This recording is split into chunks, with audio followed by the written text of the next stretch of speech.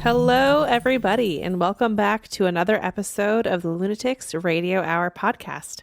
I'm Abby Brinker, sitting here with Alan Kudan. Hello. And today we present to you Phantom of the Opera Stories as part of our Lunatics Library series.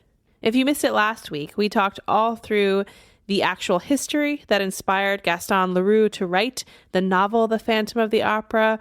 We talked through many an adaptation of the story, and today we're going to explore the source material, and we also have a modern version, which I'm very, very excited to share. We do. We do. That's exciting. I really love, too, when we compare the original text with, a version from 2022. Like, it's just like a really fun exercise. Well, one thing that we discussed is that it seems every adaptation of Phantom is very, very true to the source material, even down to its tone. Yes. In this modern day adaptation, does that tradition hold up? I feel like it does, but you tell me after you listen to it. Okay. Before we get into the stories, quick reminder, if anyone is thinking about potentially joining our Patreon, which we would be incredibly grateful if you do, not only would you get bonus episodes from us and all of the other benefits of joining our Patreon, until pins run out, we have these gorgeous custom Lunatics Radio Hour pins designed by Pilar Kep. There are very, very fun gramophone ghost hand logo, and that anyone who joins at any tier as little as $1 a month, you get a pin sent to you in the mail. Okay, are we done peddling the pins? Done peddling the pins. Okay, great. Because do you want to do the adaptation first, or? What do you think? Should we start with the original text to set the scene, or should we start with something fun and freaky to get the juices flowing? Fun and freaky. All right, here we go.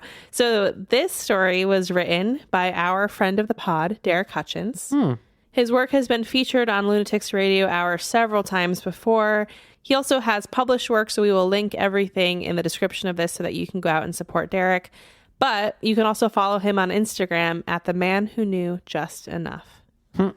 So this is the author of The Undertaker and Other Macabre Tales. One of your favorites. It's a very fun collection of short stories. I'm a big fan. Yeah. Again, that's available on Amazon, but we'll also leave a link so that you can find it very easily. Makes it a good present for horror fans in your life. Even non-horror fans. That's right. Shove it down their throat. Yep. Speaking of shoving things down throats, let's move on to the first story. Narrated by our delightful friend, Tessa McKnight. Let's roll the tape.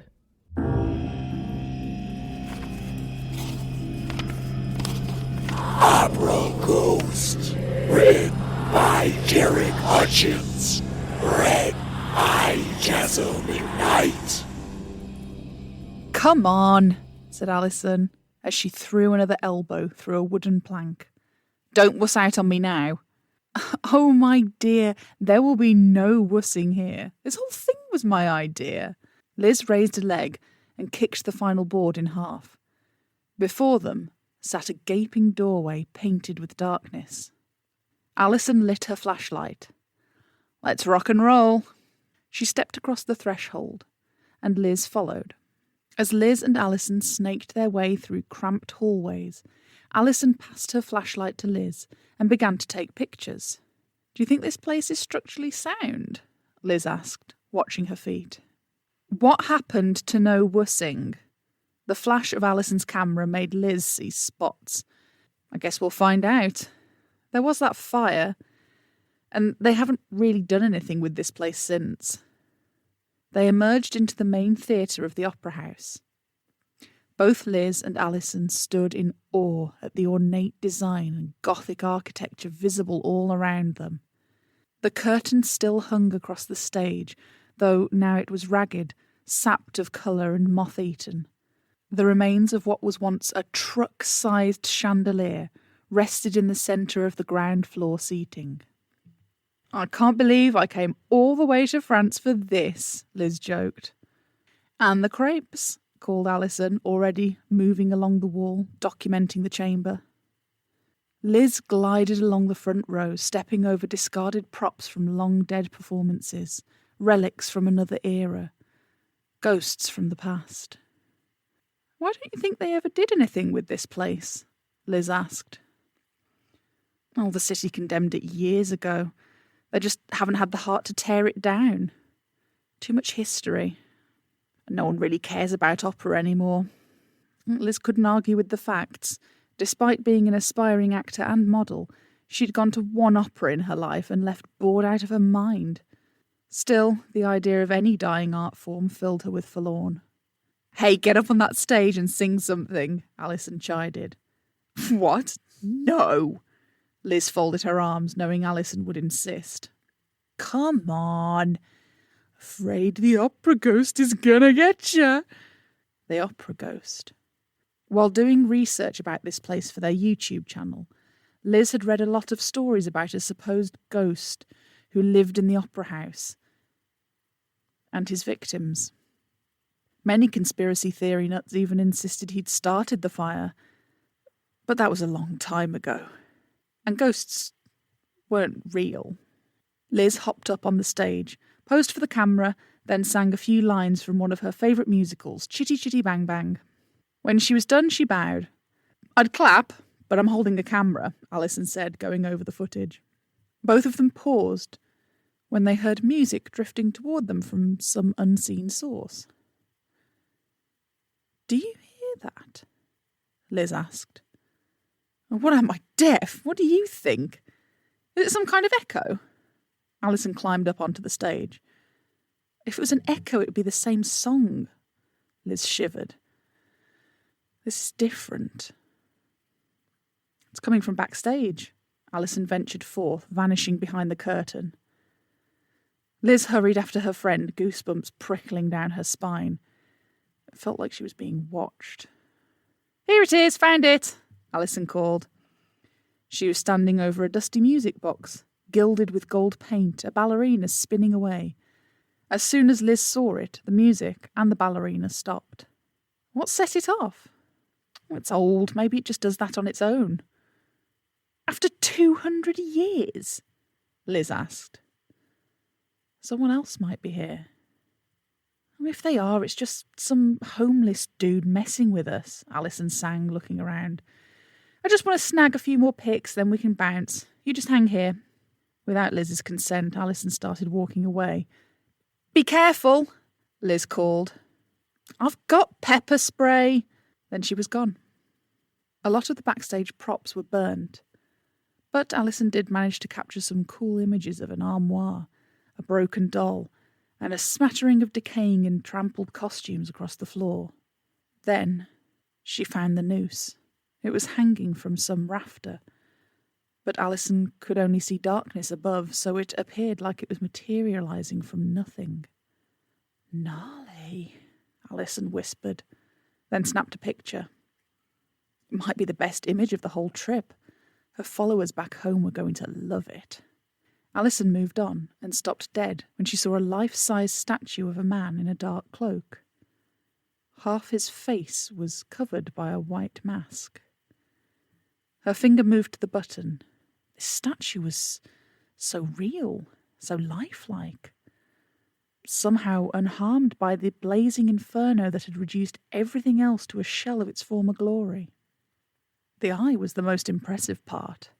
The eye shimmered as if it were coated with liquid. Alison reached out a finger to touch it, and the eye moved. It turned to look directly at her. It was in that horrible moment that Alison realised she was not looking at a statue, but a human being.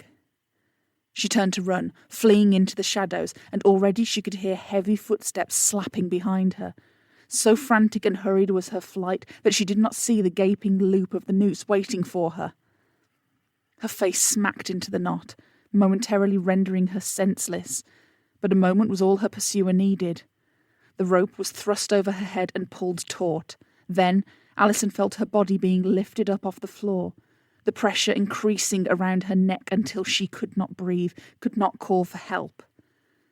With her legs dangling beneath her, Alison had time for one final revelation before her mind plunged into eternal darkness. A shadow etched on the wall, the cloaked silhouette of a figure hoisting the rope caught her eye. The phantom. She knew her doom, the phantom of the opera. As Liz waited for Alison to return, she heard a shuffling above her in the darkness. She looked up. was the most peculiar thing. Something was fluttering down out of the abyss. At first, she thought they were feathers, the way they floated and danced in the air. One of them came close enough that she was able to snag it in her hand. It was a sheet of paper covered in lines of music. Other papers fell, twirling around her on the ground. What had knocked them down? A rat? Alison? Or something else? Liz strained her ears for more noise, and as she looked around, a glint of shimmering light caught her eye. Tucked amid the crumbling stack of old opera sets was a tarnished mirror, framed in copper filigree, now greened with age. Liz drew near, transfixed by the image displayed before her, by her own beauty. But there was something else the mirror showed her as well. Another shape, looming over her shoulder, gliding out of the shadows. She dared not turn around, lest the nightmare become real, and she did not think she even could. She was bewitched by the vision in front of her, held captive by its spell. A masked man, dressed in black. Was he even real? Liz's feet stayed put as he drew up behind her and wrapped his gloved fingers around her. You have the voice of an angel. The words hissed forth from his mouth like a dream, and I happen to be working on a piece I think you'd be perfect for. Well, that was a fun one. I loved it. I kind of forgot the fact that, like, the Phantom really is just like a stalker. He's like a stalker, but he's also obsessed with music. Yeah, which we probably didn't talk about a lot last week. Yeah, so if a stalker is like, has a talent. Right, he's a talented stalker. A talented stalker. Yeah, totally. I loved Derek's work. I think it's sort of like a perfect modern microcosm. Mm-hmm. I also loved, of course, the trope of being these like YouTube paranormal investigators. That's like something we would totally do. But we would be respectful of the space, unlike they were. Mm-hmm.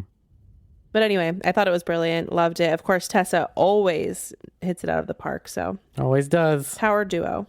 Yeah, I like that. Really great descriptions of the Phantom too. Yeah.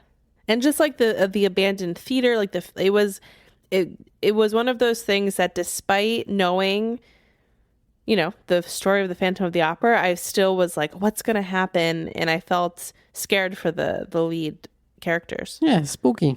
It was spooky, yeah, for sure. I mean, Derek is such a good, scary writer, A little too good.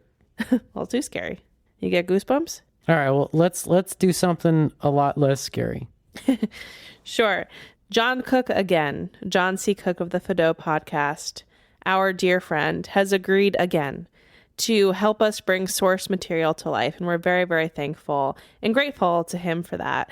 So he has recorded the first chapter of Gaston Leroux's original work, again, which was originally published as a serial in 1909. And I do think it is important when we're examining, the history of a specific story to give some airtime to the original. For sure. And it's public domain, so we can. And it's not even like, wow, we're putting it on just because we can or we should. Like, we're not just putting it on like just because we can from a fundamental standpoint of we should put the source material on. I happen to really like this source material. Like, yeah. I think it really, really holds up. So yeah, we're about to listen to John do the first chapter. So hopefully this inspires some of you to pick up the novel and finish it up. Yeah. Or, and as always, definitely visit the Fado podcast. John brings to life so many historic and important works. And he also, actually, we should say, from Thanksgiving through Christmas, every year does live readings of each stave from A Christmas Carol. So that started already. We're already in the thick of it, but you can go to his YouTube channel and catch up because he just has the perfect voice for any material that we throw his way, but especially for old-timey pieces. Okay, so no more teasing. We're going to get into it. Here we go. So without further ado, roll the tape. The Phantom of the Opera, Chapter 1. Written by Gaston Leroux. Read by John C. Cook. It was the evening on which Messieurs Debienne and Pollini, the managers of the opera, were giving a last gala performance to mark their retirement. Suddenly, the dressing-room of La Sorelli, one of the principal dancers, was invaded by half a dozen young ladies of the ballet who had come up from the stage after dancing Paliute. They rushed in amid great confusion, some giving vent to forced and unnatural laughter, others to cries of terror. Sorelli, who wished to be alone for a moment to run through the speech for which she was to make to the resigning managers, looked around angrily at the mad and tumultuous crowd. It was little Jams, the girl with the tip-tilted nose, the forget-me-not eyes, the rose-red cheeks, and the lily-white neck and shoulders, who gave the explanation in a trembling voice. "It's the ghost!" And she locked the door. Sorelli's dressing-room was fitted up with official commonplace elegance. A pier glass, a sofa, a dressing-table, and a cupboard or two provided the necessary furniture. On the walls hung a few engravings, relics of the mother, who had known the glories of the old opera in the Rue Le Pelletier. Portraits of Vestris, Gardel, Dupont, Bigottini. But the room seemed a palace to the brats of the corps de ballet, who were lodged in common dressing-rooms where they spent their time singing, quarreling, smacking the dressers and hairdressers, and buying one another glasses of cassis, beer, or even rum, until the call-boy's bell rang. Sorelli was very superstitious. She shuddered when she heard little Jams speak of the ghost, called her a silly little fool, and then, as she was the first to believe in ghosts in general, and the opera ghost in particular, at once asked for details. "Have you seen him?" "As plainly as I see you now," said little Jams, whose legs were giving way beneath her, and she dropped with a moan into a chair. Thereupon, little Geary, the girl with eyes black as sloes, hair black as ink, a swarthy complexion, and a poor little skin stretched over poor little bones, added, "If that's the ghost, he's very ugly." "Oh, yes," cried the chorus of ballet girls, and they all began to talk together. The ghost had appeared to them in the shape of a gentleman in dress clothes, who had suddenly stood before them in the passage, without their knowing where he came from. He seemed to have come straight through the wall. "Pooh," said one of them, who had more or less kept her head, "you see the ghost everywhere." And it was true. For several months there had been nothing discussed at the opera but this ghost in dress clothes, who stalked about the building from top to bottom like a shadow, who spoke to nobody, to whom nobody dared speak, and who vanished as soon as he was seen, no one knowing how or where. As became a real ghost, he made no noise in walking. People began by laughing and making fun of this spectre dressed like a man of fashion or an undertaker, but the ghost legend soon swelled to enormous proportions among the corps de ballet. All the girls pretended to have met this supernatural being more or less often, and those who laughed the loudest were not the most at ease. When he did not show himself, he betrayed his presence or his passing by accident, comic or serious, for which the general superstition held him responsible. Had anyone met with a fall, or suffered a practical joke at the hands of one of the other girls, or lost a powder puff, it was at once the fault of the ghost, of the opera ghost. After all, who had seen him? You meet so many men in dress clothes at the opera who are not ghosts, but this dress suit had a peculiarity of its own. It covered a skeleton, at least so the ballet girls said, and of course it had a death's head. Was all this serious? The truth is that the idea of the skeleton came from the description of the ghost given by Joseph Bouquet, the chief scene-shifter, who had really seen the ghost. He had run up against the ghost on the little staircase by the footlights, which leads to the cellars. He had seen him for a second, for the ghost had fled, and to anyone who cared to listen to him he said, "He is extraordinarily thin, and his dress coat hangs on a skeleton frame. His eyes are so deep that you can hardly see the fixed pupils. You just see two big black holes, as in a dead man's skull. His skin, which is stretched across his bones like a drumhead, is not white, but a nasty yellow. His nose is so little worth talking about that you can't see its side face, and the absence of that nose is a horrible thing to look at. All the hair he has is 3 or 4 long dark locks on his forehead and behind his ears." This chief scene-shifter was a serious, sober, steady man, very slow at imagining things. His words were received with interest and amazement, and soon there were other people to say that they too had met a man in dress clothes with a death's head on his shoulders. Sensible men who had wind of the story began by saying that Joseph Bouquet had been the victim of a joke played by one of his assistants, and then, one after the other, there came a series of incidents so curious and so inexplicable that the very shrewdest people began to feel uneasy. For instance, a fireman is a brave fellow. He fears nothing, least of all fire. Well, the fireman in question, who had gone to make a round of inspection in the cellars, and who, it seems, had ventured a little farther than usual, suddenly reappeared on the stage, pale, scared, trembling, with his eyes starting out of his head, and practically fainted in the arms of the proud mother of little Jams. And why? Because he had seen coming toward him, at the level of his head, but without a body attached to it, a head of fire. And, as I said, a fireman is not afraid of fire. The fireman's name was Pompine. The corps de ballet was flung into consternation. At first sight, this fiery head in no way corresponded with Joseph Bouquet's description of the ghost, but the young ladies soon persuaded themselves that the ghost had several heads, which he changed about as he pleased. And, of course, they at once imagined that they were in greatest danger. Once a fireman did not hesitate to faint, leaders and front-row and back-row girls alike had plenty of excuses for the fright that made them quicken their pace when passing some dark corridor or ill-lighted corridor. Sorelli herself, on the day after the adventure of the fireman, placed a horseshoe on the table in front of the stage-door keeper's box, which everyone who entered the opera otherwise than as a spectator must touch before setting foot on the first tread of the staircase. This horseshoe was not invented by me, any more than any other part of this story, alas, and may still be seen on the table in the passage outside the stage-door keeper's box when you enter the opera through the court known as the Cour de l'Administration. To return to the evening in question, "It's the ghost," little Jams had cried. An agonizing silence now reigned in the dressing-room. Nothing was heard but the hard breathing of the girls. At last, Jams, flinging herself upon the farthest corner of the wall, with every mark of real terror on her face, whispered, "Listen." Everybody seemed to hear a rustling outside the door. There was no sound of footsteps. It was like light silk sliding over the panel. Then it stopped. Sorelli tried to show more pluck than the others. She went up to the door and, in a quavering voice, asked, "Who's there?" But nobody answered. Then, feeling all eyes upon her, watching her last movement, she made an effort to show courage and said very loudly, "Is there anyone behind the door?"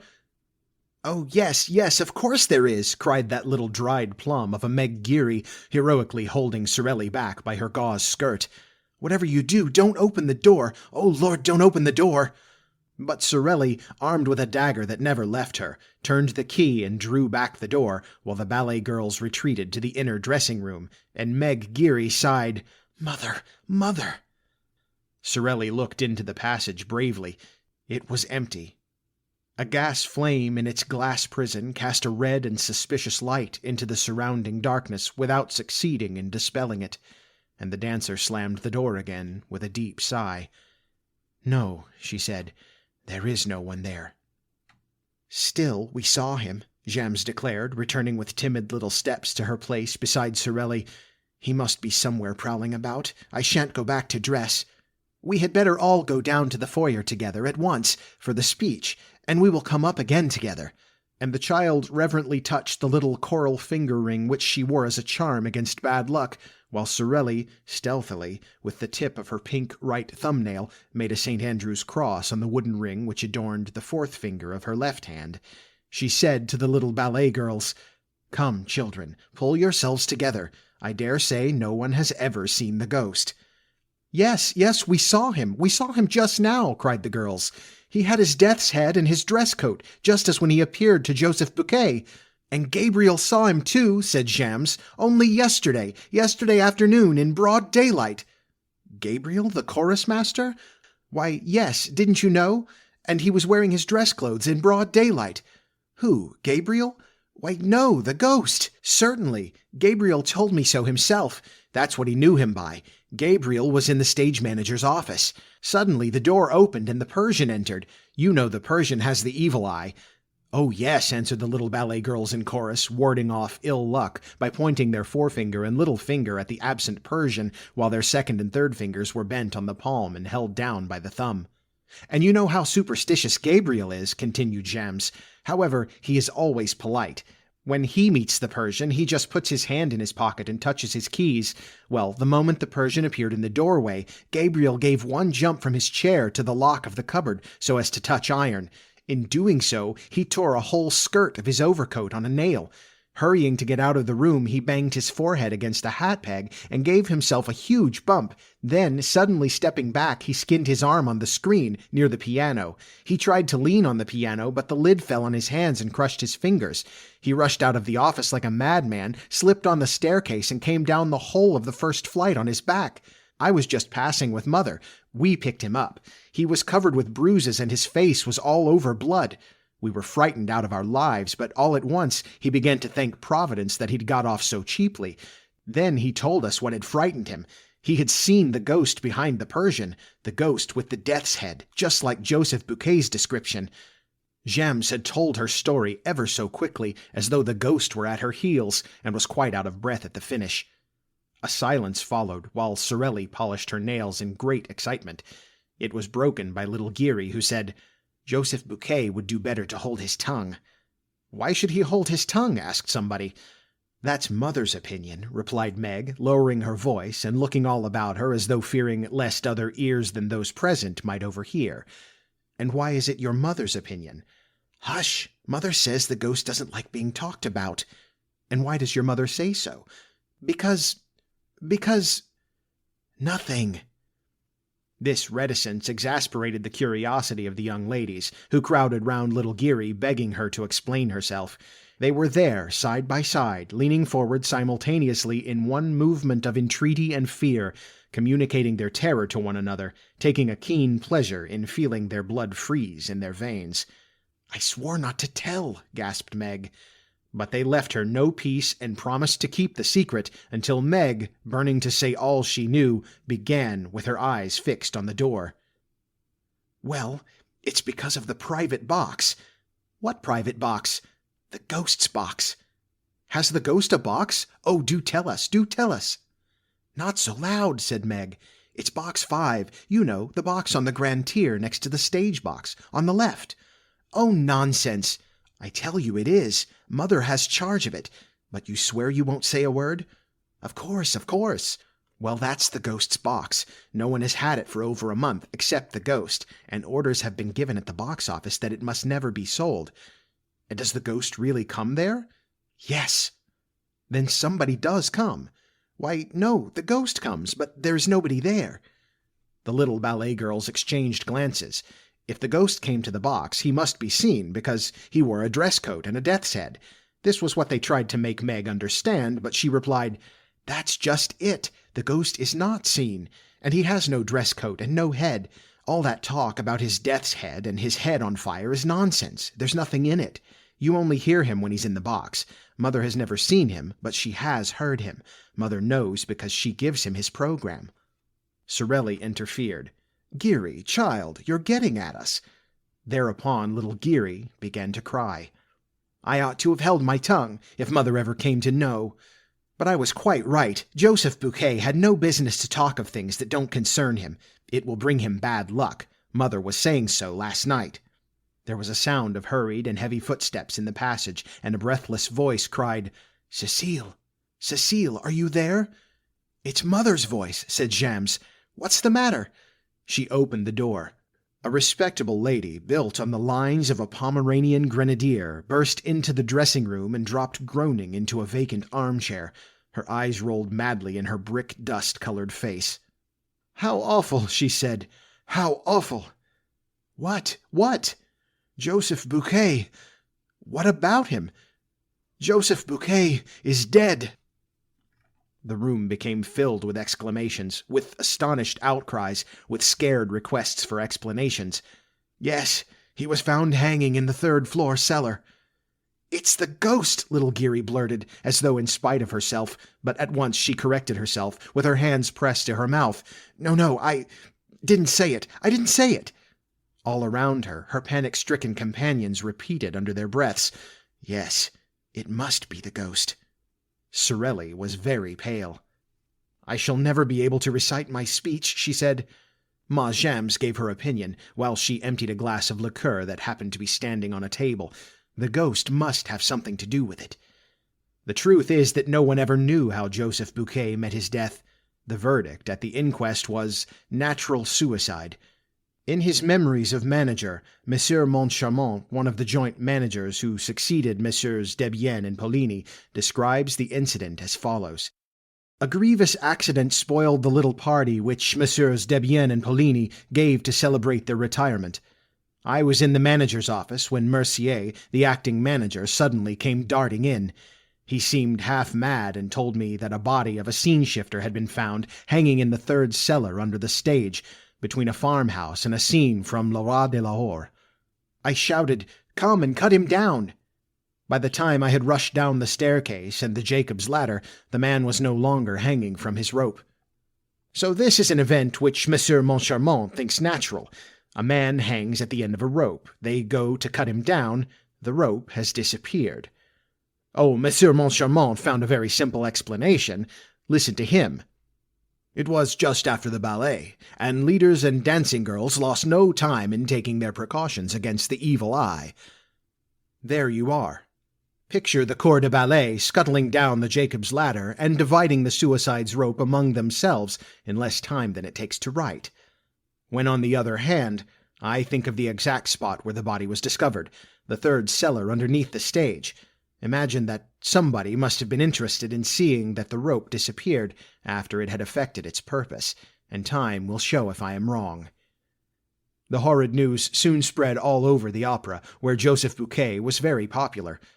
The dressing rooms emptied, and the ballet girls, crowding around Sorelli like timid sheep around their shepherdess, made for the foyer through the ill-lit passages and staircases, trotting as fast as their little pink legs could carry them.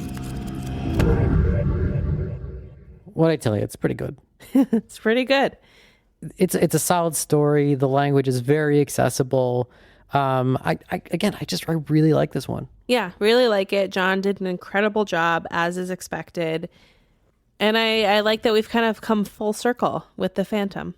We started talking about Gaston Leroux, and now we have finished with the first chapter of his original words. Of course, translated to English, but his original words. Oh, yeah, close enough. Close enough. As always, thank you so much to all the collaborators that help bring our Lunatics Library episodes to life, to Tessa, to Derek, to John, and of course to Gaston Leroux himself in this case. Thank you all so much for being here and listening to our Phantom of the Opera series. We will be back next week with something far darker and more controversial, so see you there. Okay, bye. Bye, everybody.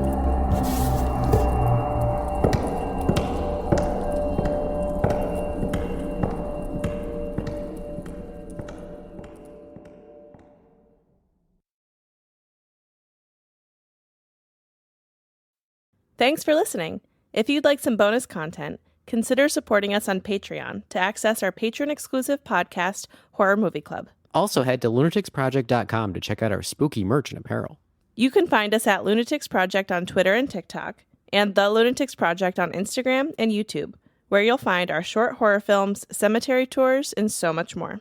And please rate and review. A little feedback goes a long way to help us grow and get more content out there. Our cover art is by Pilar Kep, and musical bumpers are by Michaela Papa and Jordan Moser.